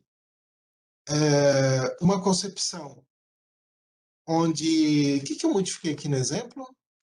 Vamos ver se eu errei alguma coisa. Que aqui, ó, pode ser que a gente tenha situações onde o total seja menor, mas que os suficientistas diriam que ela é preferível ainda. Tá? Pode ser que o total e até a média seja menor. Por exemplo, vamos pegar de novo aquela primeira situação, né? Onde tem A mais 10, B menos 1, C menos 2, D menos 3. Sofrimento total menos 6, felicidade total mais 10, soma total 4, média mais 1. Vamos supor que o A agora ele não tivesse com mais 8, como ele estava aqui, né? Ele tivesse agora com mais 7, ele baixou um pouquinho. Né? Então ele tem mais 7, o B mais 2, C menos 3, D menos 3. O sofrimento total agora, ele continua menos 6, não foi alterado, né? Porque ó, esses dois, cada um está com menos 3. A felicidade total foi alterada, né? Porque o A agora ele não está tão bem quanto estava, né? Então, é mais 9, né? Mais 7, mais 2. Então, a soma total agora é 3. E a média é 0,75. Só que os suficientistas ainda diriam que, por vezes, a situação que apresenta menor soma total e menor média pode ser melhor. Porque aqui, pelo menos, temos dois indivíduos minimamente bem. Isso é uma ideia de uma concepção suficientista. Vamos ver agora concepções que se preocupam com o nível de bem-estar de quem se encontra na pior situação, que é, por exemplo, vamos ver 3 delas, tá? Uma concepção maximin, uma prioritarista e uma igualitarista. O suficientismo também se preocupa um pouco com isso, tá? Mas eu estou apresentando assim por cima para não precisar entrar em detalhes muito complicados. Tá? O suficientismo se preocupa com o quão bem ou mal os indivíduos estão, desde que eles não tenham o suficiente, mas acima do suficiente, tanto faz. Tá? Essas outras perspectivas que a gente vai ver agora, não. Tá? Elas se preocupam com o quão bem ou mal cada um está, independentemente do quão bem ou mal eles se encontram. Vamos ver. Uma concepção maximin vai dizer o seguinte: uma situação é melhor quanto maior for o nível de quem está pior. Por exemplo, vamos ver de novo, uma situação S1, onde A tem mais 6, B tem mais 4, C menos 5, D menos 1. Né? Sofrimento total é menos 6, né? Menos 5, menos 1. Felicidade total mais 10, né? Que é mais 6 mais 4, e a soma total é mais 4, né? 10 menos 6. A média é mais 1. Os indivíduos que têm o suficiente são 2. Tá? Vamos ver uma outra situação. A tem mais 8, melhorou um pouquinho. B tem mais 2, diminuiu um pouco. C tem menos 4, melhorou um pouquinho. D tem menos 2, piorou um pouco. Sofrimento total também é menos 6. Tá? Felicidade total é 10, aqui, ó. 8 mais 2. A soma total é 4. Tá? E a média é 1. Os indivíduos que têm o suficiente também são 2. Então, segundo uma concepção maximizadora da soma, essas duas situações são igualmente boas, porque a soma total é 4. Segundo a maximização da média também, né, que é mais 1. Segundo a concepção que é baseada no sofrimento total também, que é menos 6. E segundo uma concepção suficientista também, porque nas duas situações nós temos dois indivíduos que têm o suficiente. Né? Então, mais uma concepção maximin diria que essa situação 2 aqui ela é melhor. Por quê? Qual é o indivíduo que está pior em ambas as situações? É o indivíduo C. Só que aqui na primeira ele está com menos 5. Ele está ainda pior do que ele está na segunda. Na segunda ele melhorou um pouquinho. Ele está em menos 4. Então, uma concepção maximin vai dizer que uma situação é melhor sob certo aspecto, quanto maior for o nível de quem está pior. Deu de ouvir agora? Tá, obrigado. Então, ali, né, o maximin se basearia no nível de quem está pior. Vamos ver agora qual é a diferença do maximin para uma concepção prioritarista. Tá? Vamos ver. O prioritarismo também se preocupa fortemente com a situação de quem está pior, mas não só isso. Tá? Vamos ver por que o prioritarismo não se preocupa só com isso. Tá? Vamos supor que a gente tem agora uma situação só com 2 indivíduos, tá? E a gente tem duas opções. Tá? Ou a gente escolhe a situação S1, onde o indivíduo A fica com menos 48 de sofrimento, e o indivíduo B com menos 49. Ou seja, os dois estão sofrendo bastante. Ou a gente escolhe a situação S2, onde a situação do indivíduo A é menos 50, ou seja, é ainda pior do que ele estava em S1, mas a situação do indivíduo B é bem menos pior do que seria, né? Menos 30. Uma concepção maximin se basearia por saber onde que o indivíduo que está pior tem um nível mais alto. Então, o maximin diria, S1 é melhor, porque aqui quem está pior, que é o A, né, está com menos 49. S2, quem está pior é o A, com menos 50, ele está ainda pior. Então, maximin diria para escolher S1 aqui. Mas o prioritarismo, ele leva em conta o quão ruim alguém está, mas ele também leva em conta o quanto de bem seria possível fazer. Então, o maximin diria que na situação S1, a gente tem 2 indivíduos muito mal. Na situação, o prioritarismo, agora, tá falando maximin? Desculpa, eu me enganei. O prioritarismo diria que, olha, na primeira situação, apesar de o indivíduo que está pior estar um pouquinho melhor, a gente tem 2 indivíduos muito mal. Os 2 estão sofrendo muito. E esses 2, pelo menos, um deles teve um alívio considerável. Tá? Então, qual é a ideia, né? Quais são os princípios por trás do prioritarismo? A ideia é assim, ó.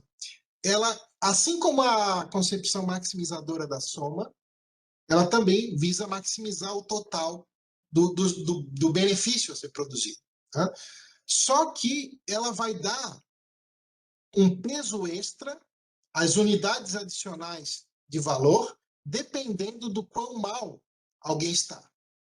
Em outras palavras, para o prioritarismo, faz diferença você dar uma unidade adicional de valor para quem já está bem e dar essa mesma unidade adicional para quem já está mal. Para quem está mal. O prioritarismo vai dizer que tem mais valor você melhorar a situação de quem está mal do que melhorar a situação de quem já está bem. Né?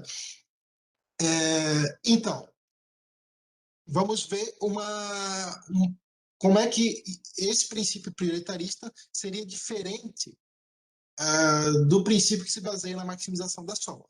Tá? Então, vamos supor que a gente tem agora 3 situações, tá? S1, S2, S3. E só temos 2 indivíduos. Aí, né? Na situação A, situação 1, A tem mais 20, B tem menos 10. Né? O A está muito bem, o B está sofrendo. O total é mais 10. Né?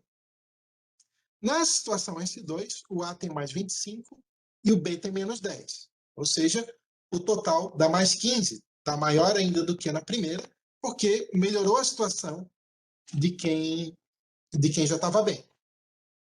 Só que, supondo que fosse possível, em vez de melhorar em 5 pontos a situação de quem já está bem, que é o A gente melhorasse em 5 pontos a situação do B, que está mal. Né? O total também aqui daria mais 15, como na segunda. Né? Então, segundo uma concepção maximizadora da soma, S2 e S3 são igualmente boas. Tá? Segundo uma concepção prioritarista, S3 é melhor do que S2. Por quê? Na verdade, o prioritarista diria que S3 o total não é mais 15, o total é mais, não sei quanto, mas diria que você dá unidades adicionais de valor para quem está mal, tem mais valor no total do que dar essas unidades para quem já está bem. Tá? Então, o princípio prioritarista, ele é um pouco parecido com o princípio da utilidade marginal decrescente. O Gustavo acho que conhece bem esse princípio, né? No utilitarismo e tal. Mas vamos ver agora que tem uma diferença importante, tá? Vamos comparar, então, o princípio da utilidade marginal decrescente com o princípio prioritarista, tá? É bem parecido, mas tem uma diferença crucial. O princípio da utilidade marginal decrescente ele é um princípio muito utilizado pelas concepções que se baseiam na soma total. A maximização da soma foi aquela primeira que a gente viu, tá? Esse princípio da utilidade marginal decrescente diz o seguinte: se você tem recursos para distribuir, você dá uma unidade adicional de recursos para quem tem menos recursos. Isso é mais eficiente para maximizar a soma total do que se a gente der esse recurso para quem já tem bastante. Por exemplo, vou dar um exemplo lá que o Peter Singer dá no Ética Prática, acho que o Gustavo lembra desse exemplo, né? Que se tem uma família que está lutando para passar a semana lá com 1 quilo de arroz, se eu der 1 quilo de arroz adicional para essa família, isso gera mais diminuição de sofrimento ou mais felicidade do que se eu der esse quilo para alguém que já tem muito arroz. Tá?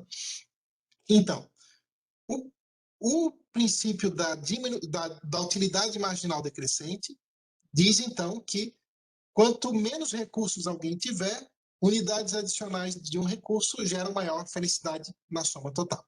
Então, o princípio da utilidade marginal decrescente, ele fala sobre distribuição de recursos. Agora, o princípio prioritarista fala do próprio valor das unidades adicionais de bem-estar. Então, enquanto o princípio da utilidade marginal decrescente diz o seguinte, ó, uma unidade adicional de recurso é mais eficiente em maximizar o total agregado de bem-estar se for dada a quem tem menos desse recurso. Tá? O princípio prioritarista não está falando de recursos, ele está falando do próprio valor do bem-estar. O princípio prioritarista diz o seguinte: uma unidade adicional de bem-estar possui mais valor quanto menor o nível de bem-estar de quem receberia essa unidade adicional. Então, não é a distribuição dos recursos, é do próprio bem-estar. Então, recapitulando, o princípio da utilidade marginal decrescente fala da distribuição de recursos e o princípio prioritarista fala do valor das unidades de bem-estar. Então, a maneira que, por exemplo, o Derek Parfit, que é um dos proponentes do prioritarismo, resume essa diferença é assim. Na concepção maximizadora da soma, aquela primeira que a gente viu, os recursos possuem valor marginal decrescente na meta de maximizar a soma total do bem-estar. Ou seja, dar mais recursos para quem tem menos é mais eficiente para maximizar a soma total.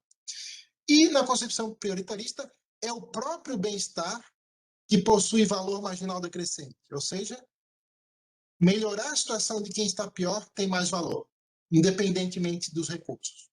Tá? Vamos ver uma última concepção, que é a concepção igualitarista. Tá? A concepção igualitarista, eu vou passar ela por cima hoje, porque a gente vai ver detalhadamente quando a gente estudar a concepção ética, que é baseada nela. Tá? Diz o seguinte: uma situação é melhor, em certo aspecto, quanto melhor estiver distribuído o valor total entre os indivíduos. Por exemplo, vamos supor que tenha duas situações que têm o mesmo total. Tá? Na situação S1, o indivíduo A tem mais 25 e o B tem menos 10. Então, a gente tem um total de mais 15. Tá?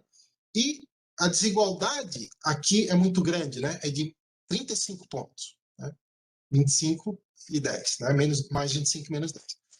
Em S2, a gente tem também um total de mais 15, né? Porque o A tem mais 20 e o B tem menos 5. Só que aqui a desigualdade é menor, é menos 25. Então, os igualitaristas diriam que, sob certo aspecto, na verdade, eles diriam que, no geral, tudo considerado, S2 é melhor, né? Porque ela tem o total igual e a desigualdade é menor. Mas, em situações com totais diferentes, também a gente pode fazer uma avaliação parecida. Por exemplo, em S1, nós temos A com mais 25 e B com menos 10. É um total com mais 15. E a desigualdade, como vimos, é menos 35. Né? É uma desigualdade grande. Em S2, a situação do A agora é mais 15, não é tão boa quanto era. Mas do B melhorou consideravelmente, menos 1. Ele está sofrendo muito menos. E a soma total é mais 14. Né? Só que a desigualdade diminuiu consideravelmente, menos 16. Uma concepção que é baseada na soma total diria que S1 é melhor. Uma concepção igualitarista diria que, apesar do total aqui ser um pouco menor, é preferível porque a desigualdade diminuiu muito. Tem uma objeção à concepção igualitarista, que se chama objeção da igualação por baixo, que diz o seguinte: tá, quer dizer então que numa situação onde todo mundo está pior, mas está igualmente pior, isso seria melhor? Né? Então, vamos supor assim, ó, S1, o A tem mais 15 e o B tem mais 14. A soma total seria mais 29. A desigualdade é de 1 ponto. Tá? Em S2 não tem desigualdade, todos os dois estão com mais 1. Só que a soma total aqui é muito pequena, né? Parece que ninguém preferiria estar em S2, né? Nem o A, nem o B. Né? Todos os dois preferiam estar em S1, mesmo que tenha um pouco de desigualdade. Né? Então, depois a gente vai discutir na próxima aula como que os igualitaristas respondem à objeção da igualação por baixo, em detalhes, tá? Mas só para deixar claro agora, o igualitarismo não defende isso aqui, tá? Porque não existe nenhum tipo de igualitarismo que defenda que o único princípio que importa é diminuir a desigualdade. Geralmente isso é combinado ou com o princípio prioritarista ou com o princípio de maximização da soma, tá? Então, depois a gente vai ver na próxima aula algumas respostas possíveis. Só para eu não tomar mais o tempo de vocês, eu vou citar algumas outras concepções aqui que por vezes entram nesse debate, tá? Que elas não têm a ver tanto com essa distribuição de valor entre os indivíduos, tá? Uma delas tem, né? Por exemplo, tem uma concepção elitista que vai dizer que uma situação é melhor, em certo aspecto, quanto maior for o nível de bem-estar de quem se encontra na melhor situação. É o oposto do Maximin. Né? O Maximin se preocupa em melhorar a situação dos que está pior, e a concepção elitista se preocupa em maximizar a situação daqueles que já estão melhor. Né? Tem uma concepção egoísta, que diz que uma situação é melhor, em certo aspecto, quanto maior for o nível de bem-estar daquele que está avaliando a situação. Né? Eu não vou discutir aqui o egoísmo, porque lá no curso, vocês já devem ter visto, tem um vídeo só discutindo as razões para a gente rejeitar o egoísmo. Tá? Então, a gente não vai abordar aqui, só para citar que é uma outra concepção que, por vezes, surge nos debates.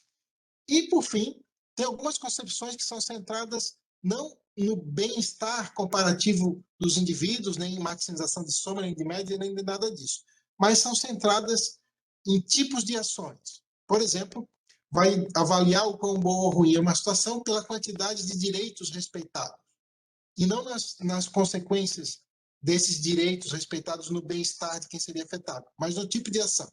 Ou, por exemplo, na quantidade de promessas que são cumpridas, na quantidade de relações de amizade que teriam,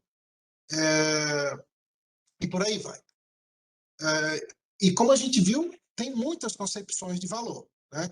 Maximização da média, maximização da soma, maximin, prioritarismo, suficientismo, uma cacetada.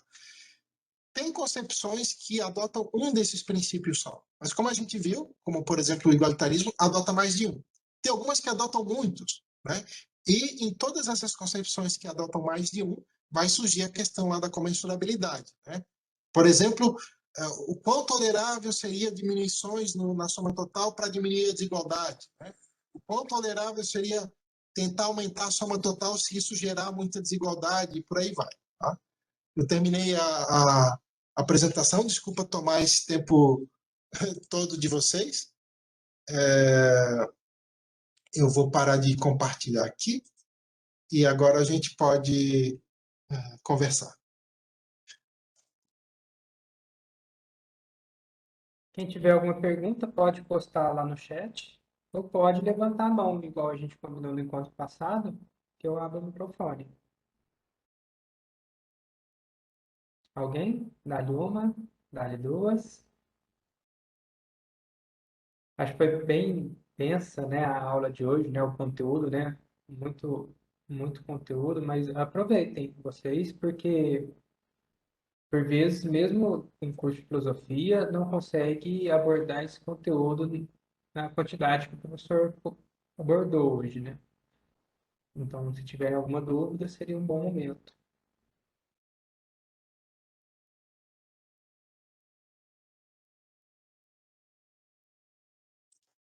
tem a pergunta do Gabriel ali.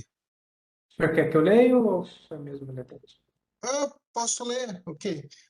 Então, o Gabriel, né, está perguntando se eu poderia explicar novamente sobre os aspectos pessoais e impessoais, diretos e indiretos. Claro. Então, obrigado pela questão. Então, essa divisão, né, entre aspectos pessoais e impessoais, ela não é uma nomenclatura utilizada por todos os autores em teorias do valor, mas por vezes surge, né? Então, uma perspectiva pessoal do valor, né? Novamente, não vamos confundir com aquela ideia de que valores são coisas pessoais, cada um tem os seus, não é nesse sentido, tá? Uma concepção pessoal do valor diz que para uma situação ser boa ou ruim, melhor ou pior, tem que haver nessa situação indivíduos seres sencientes que seriam prejudicados ou beneficiados nessa situação. Por exemplo, todos aqueles exemplos que a gente viu com níveis de bem-estar, lá, mais 10, menos 8, etc. Existem concepções do valor que, por outro lado, elas são impessoais. Elas dizem que pode haver situações onde não tem nenhum indivíduo e elas ainda assim serem boas ou ruins. Como? Né? De duas maneiras. Uma delas são concepções impessoais indiretas. Por exemplo, quando você tem uma situação onde não tem nenhum indivíduo, mas é possível fazer surgir indivíduos com vidas positivas nessa situação. Ou então fazer alguma ação que surja tanto indivíduos com vidas positivas quanto indivíduos com vidas negativas, né, nessa situação. Né? Então, essas situações são impessoais no sentido de que elas dizem que, olha, é possível existir um mundo sem indivíduo nenhum, mas que ele ainda seja negativo sob certo aspecto, porque poderia existir indivíduos com vidas significativas nesse mundo, mas isso não aconteceu. Tá? Mas elas são impessoais no sentido meramente indireto, porque lá no final das contas elas vão dizer que aquela situação é ruim, porque poderia existir indivíduos que poderiam ser beneficiados se viessem a nascer, por exemplo, e isso não acontece. Tá? Então, lá no final das contas, a preocupação dessa visão ela é impessoal. Tá? Só que ela é pessoal, desculpa, só que ela é indireta. Ela está preocupada com os indivíduos que poderiam vir a existir. Então, isso, como eu disse, é muito discutido em ética das populações. Né? Então, agora, isso tudo é diferente das perspectivas que elas são impessoais diretas. Elas não estão preocupadas nem com indivíduos que estão ali com que o bem-estar poderia ser positivo ou negativo, e nem se poderia existir, nascer mais indivíduos ali com bem-estar positivo. Elas estão preocupadas com aspectos daquela situação que não são indivíduos. Por exemplo, é comum, dentro das suas perspectivas, elas defenderem que obras de arte têm valor em si. Ou seja, elas defendem que o valor das obras de arte não estão na experiência que elas produzem em quem está apreciando aquela obra de arte, seja um quadro, seja uma música, uma escultura, sei lá. Elas defendem que são as próprias obras de arte que são as portadoras deste valor. E segundo essas perspectivas, o fato de uma obra de arte ser destruída seria algo negativo, mesmo em um mundo onde não existisse mais ninguém. Né? Então, vou dar aquele exemplo novamente. Vamos supor que aconteceu, um cometa explodiu e dizimou toda a vida senciente na Terra, e também, num primeiro mundo A, esse cometa destruiu, sei lá, a Mona Lisa. Tá? E no mundo B, o cometa também matou todos os seres sencientes, mas a Mona Lisa escapou intacta, o quadro. Né? Uma concepção impessoal do valor que dissesse que a Mona Lisa tem valor em si, esse quadro, diria que o mundo B é melhor, né? Independentemente de não haver mais ninguém nesse mundo. Então, esse tipo de concepção impessoal do valor, ela é muito presente nas visões ambientalistas, né? Que dizem, por exemplo, que ecossistemas e espécies têm valor em si, mesmo que não exista nenhum ser senciente. Não sei se sanou a dúvida do Gabriel, se ele quer comentar. Ok. Ok, obrigado, Gabriel, obrigado pela sua pergunta. O Dante, né, quer comentar agora? Oi, boa noite, Luciano. É uma pergunta pontual. Você fala das teorias do bem-estar e cita as correntes, né, preferencialismo, experiencialismo. Daria para agregar o nome de pelo menos um autor, né, mais recente, assim, que aborda essas diferentes correntes, só para a gente acrescentar aqui nesse conteúdo? Pelo menos um autor. Né? Sim, Depois eu posso... Obrigado pela questão, Dante. Depois eu posso passar para vocês uma lista de referências lá, mas, por exemplo, um livro que tem isso tudo muito detalhado é do Shelley Kagan, é o Normative Ethics. E a primeira parte é sobre teorias do bem-estar e teorias do valor, e aí depois tem as teorias éticas, né? Deixa eu ver se tem algum outro mais didático, assim, sobre teorias do valor. Acho que esse é o mais indicado. Tem um da Julia Driver, que é Ethics de Fundamental. Não lembro se esse é o título, eu tenho que ver aqui, mas acho que sim. Posso depois botar a referência completa lá dessas duas obras, né? Mas queria também exemplos de autores que defendem cada uma daquelas três posições? Tá. Então, por exemplo, o preferencialismo, acho que o autor mais conhecido que defendeu isso na ética contemporânea, essa teoria do bem-estar, mas que atualmente não defende mais, é o Peter Singer, né? Um dos autores mais conhecidos da ética animal. Em 2015, ele publicou um livro dizendo que ele mudou para o experiencialismo, que ele acha agora o experiencialismo mais plausível. Né?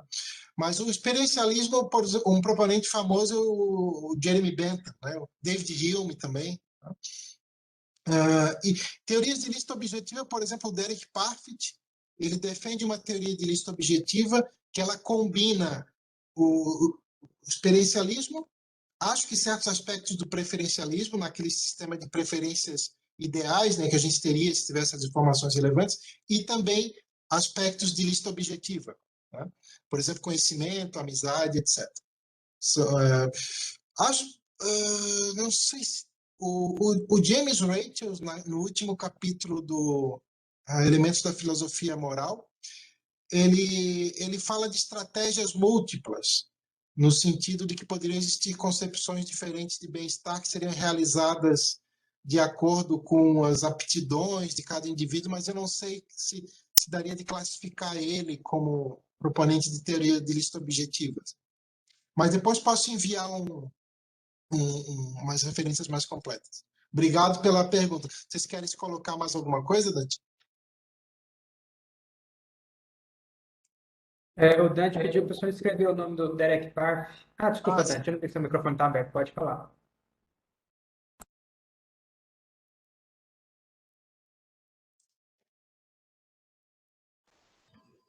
Não, tá certo, Luciano, era isso mesmo, te agradeço. Só se puder escrever o nome desse Derek Parker, é isso?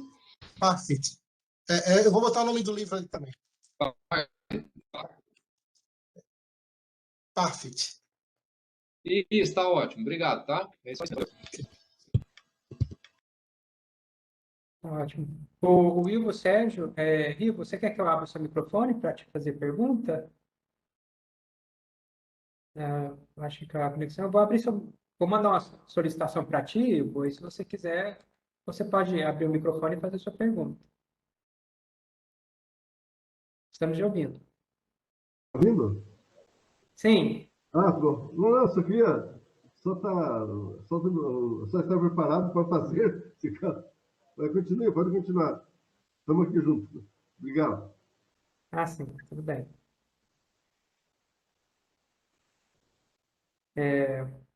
Mais alguém tem alguma pergunta? Alguma questão para colocar? Alguma dúvida?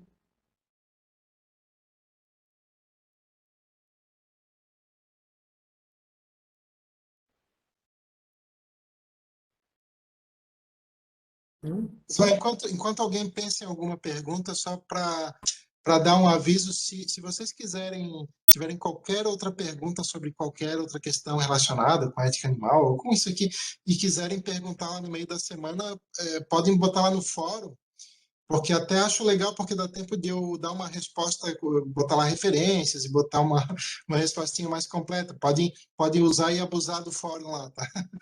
Mas se alguém tiver mais questões agora, temos bastante tempo ainda, tem até 9 horas.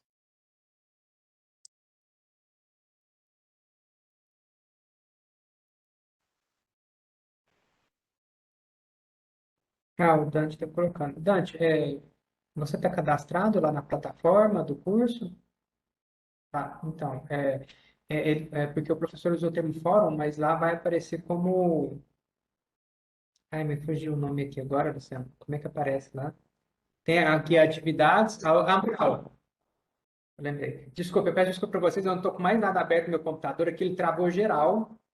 Então, assim, eu estou usando o mínimo possível para não derrubar a conexão de hoje. Então, nem digitar também eu estou evitando. Mas é porque o conteúdo, quando você entra na plataforma, tem um mural que toda mensagem que escreve, ela cai lá. E na guia atividades é onde realmente está o conteúdo do curso que a gente vai postando semana a semana. O que acontece é que a gente faz o conteúdo, faz a postagem do conteúdo na guia atividades e ela te avisa que caiu aquele conteúdo lá no mural. Então, tem algumas pessoas achando que o conteúdo do curso está no mural. Também está lá no mural, mas o conteúdo mesmo, com os vídeos e as questões, e inclusive outras informações, você encontra na guia atividades.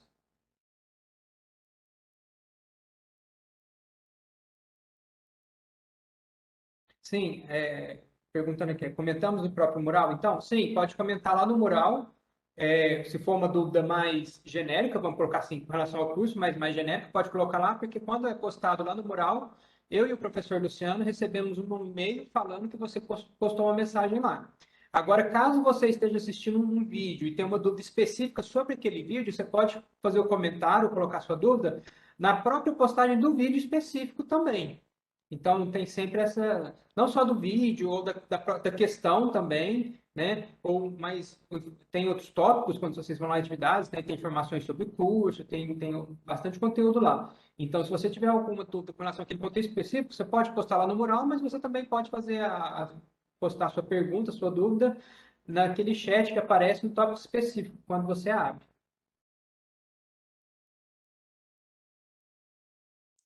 Tem uma pergunta da Carolina ali, não sei se ela quer abrir o microfone, o que é que a gente lê.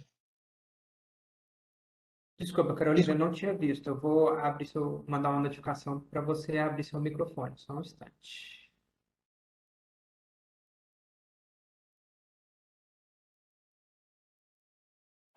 Oi, estão me ouvindo? Sim, estamos te ouvindo, Carolina. Boa noite. Eu cheguei um pouco atrasada hoje na aula, mas eu peguei um pouco do professor falando sobre as teorias e a diferença de uma para outra. E aí também ele disse sobre que, eu acho que é o Peter Singer, né? Algo assim, mudou de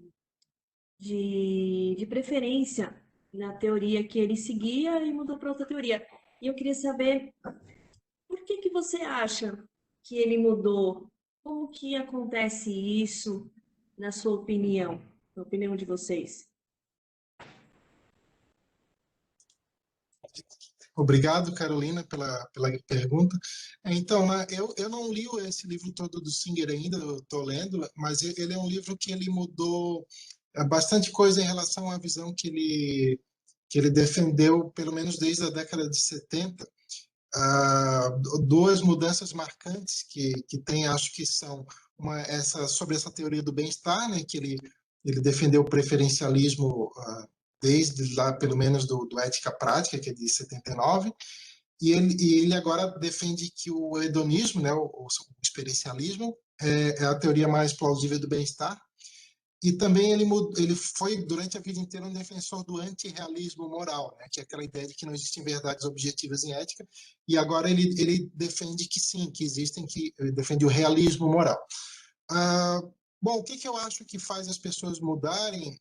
Bom, acho que no caso do Singer e de boa parte talvez a imensa maioria dos autores da ética contemporânea, são pessoas assim que têm uma honestidade intelectual muito grande, né? Então, se eles veem um argumento que realmente eles não conseguem refutar, ou que eles veem que o outro lado está com a razão, eles simplesmente admitem que estavam errados e mudam de posição, né?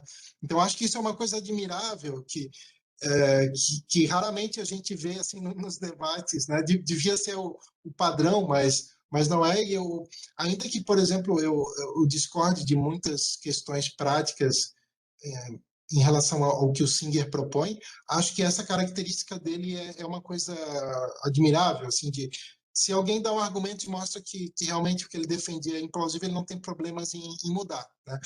Especificamente em relação a essa teoria do bem-estar, eu não sei exatamente o que fez ele mudar, porque eu não cheguei nessa parte, assim, né?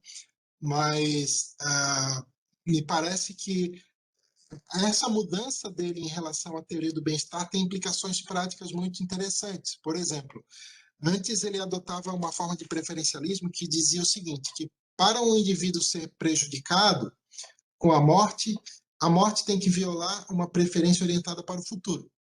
Então, por exemplo, se alguém tem um plano de viajar semana que vem e morre, e esse alguém é prejudicado se morrer, tá? Não por ele lamentar não ter viajado, porque a pessoa vai morrer de qualquer jeito, mas devido a ter feito um plano e não ter isso concretizado.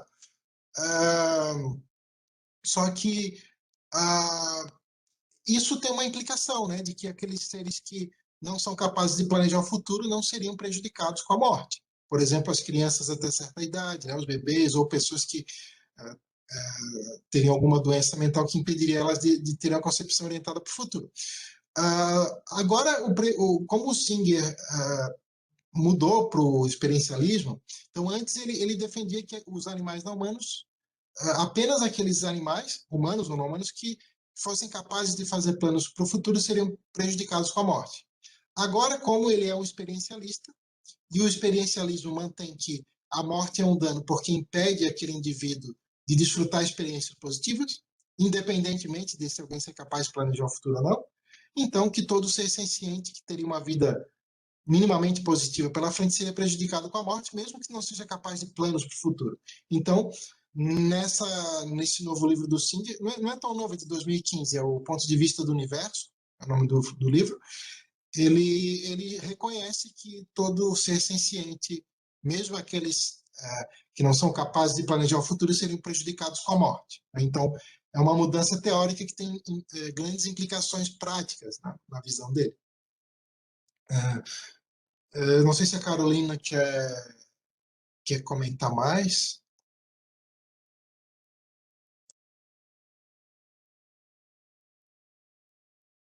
Não, é isso mesmo. Obrigada, professor. Obrigada pela oportunidade. Muito legal saber mais sobre isso.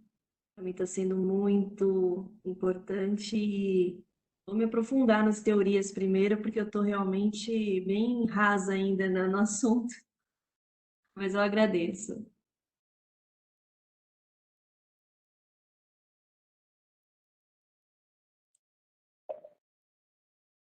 Luciano, tem aqui no chat a pergunta do Luiz Felipe. Ele pergunta assim: que texto o Singer já defendeu de modo mais elaborado o antirrealismo moral? Então, no Ética Prática, tem um capítulo que é Por que devemos ser morais? Algo nesse, por que havemos de ser morais? Algo nesse sentido. E ali ele defende o antirrealismo moral. Não sei se tem um outro livro. Acho que Como Havemos de Viver, se eu não me engano, tem uma parte. Mas eu acho que onde está mais elaborado é nesse capítulo do Ética Prática. Eu acho que é o último capítulo, se eu não me engano. Eu acho que é Porque Havemos de Ser Morais, algo assim. Mas agora, nesse livro, O Ponto de Vista do Universo, né? Ele é um livro inteiro defendendo o realismo moral. Na verdade, ele parte da teoria do Henry Sidgwick, né? Que tem lá os Métodos da Ética, né? Que é um livro considerado um dos grandes clássicos da ética, né? Que foi escrito no século XIX.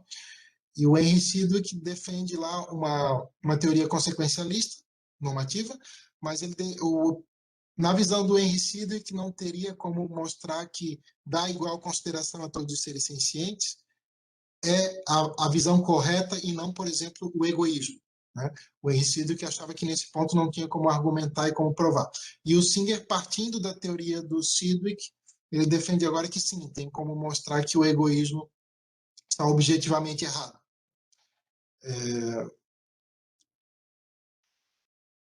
Acho que ele comentou mais alguma coisa, né?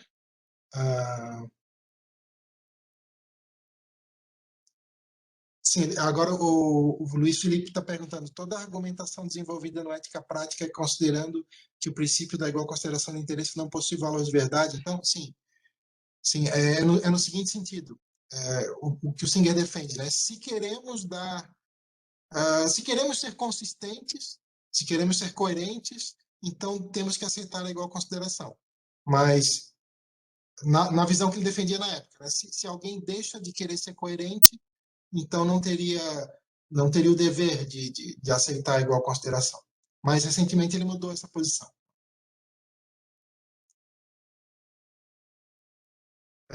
Não sei se o Luiz Felipe quer comentar mais.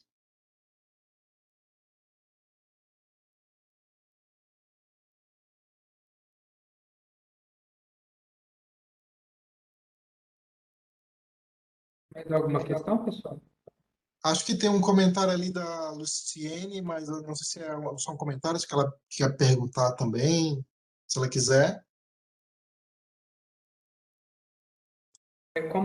Como vocês perceberam, né, todos estão com microfones ligados, né? Eu expliquei para vocês no ano passado, né? Isso é por questão de invasão, então a gente acaba tendo que tomar umas precauções. É chato, né? Mas a gente acaba tendo que tomar esses cuidados. Então, se alguém quiser que abra o microfone, pode escrever no chat aqui, que aí eu mando a notificação para ti, aparece na sua tela aí, perguntando se você quer abrir o microfone, você pode abrir o microfone, fazer pergunta.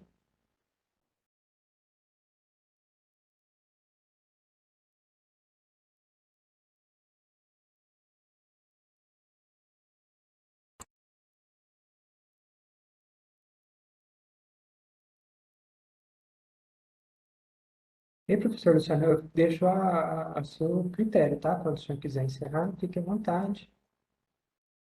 Ok, então, assim, se ninguém tem mais perguntas, então podemos todo mundo jantar, descansar. Não sei se o Gustavo tem alguma pergunta. Não? Não, não, na verdade, eu não me considero aqui muito melhor do que a maioria dos colegas aqui. É muito conteúdo, mesmo tendo passado pelo curso de filosofia, eu confesso ao senhor que várias dessas teorias aí a gente acaba não estudando, a gente vê muita coisa na filosofia, né? Então, você acaba geralmente se aprofundando em uma ou duas teorias, né? Então, muito do que o senhor falou para mim também é novo.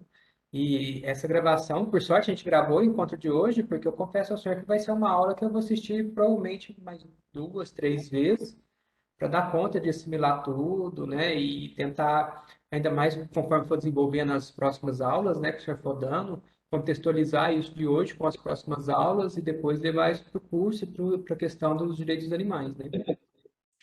Sim, eu também não, eu tive contato com essas teorias bem depois de eu ter terminado o mestrado, por exemplo, com tudo isso que a gente... E é básico, né? São questões básicas para a gente entender o resto, assim. Então, o Euvaldo está perguntando se vai ser disponibilizado o material de hoje. Sim, depois vai estar no canal do YouTube, tanto do Grupo de Estudos de Ética Animal da Federal de Uberlândia, quanto no canal da Ética Animal.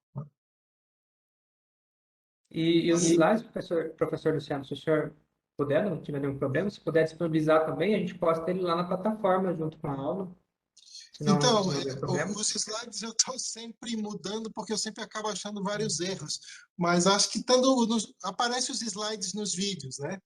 Então, acho que está bem, assim, é porque amanhã eu não vou gostar desses slides aqui. Mas, então, agradeço a presença de vocês, viu? Muito, muito obrigado por terem a paciência de assistir até o final. E fico muito contente que vocês tenham interesse nessas questões. E lembrando, né, durante a semana, quem quiser usar o fórum lá, pode fazer perguntas à vontade. Às vezes demora um pouquinho para responder, mas tento responder logo nos dias seguintes. Sabe? Ok. Bom, reconheço que o conteúdo dessa aula foi bastante coisa, né? Mas, bom, vai ficar a gravação aí para vocês estudarem quando quiserem. Talvez aí no futuro eu tente fazer algum artigo resumindo isso tudo, mas, enfim, por enquanto não tenho nada escrito. Valeu, então, muito obrigado. Obrigado, Gustavo, pelo apoio, e todos vocês pela atenção e pela paciência. Boa noite. Muito obrigado. Obrigado, gente. Tudo de bom.